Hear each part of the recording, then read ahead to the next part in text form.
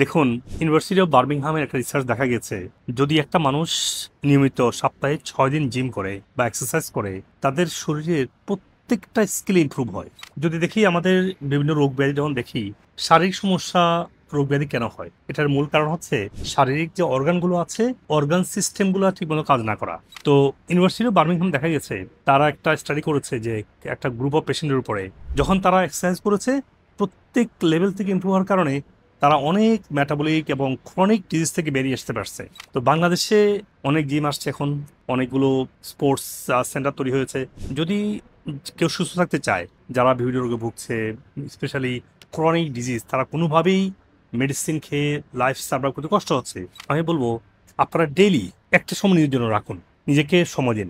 দেখবেন আপনার মেডিসিনের পাশাপাশি একটা সুস্থ লাইফের সাথে আপনাকে অনেক রোগ থেকে মুক্তি দিবে।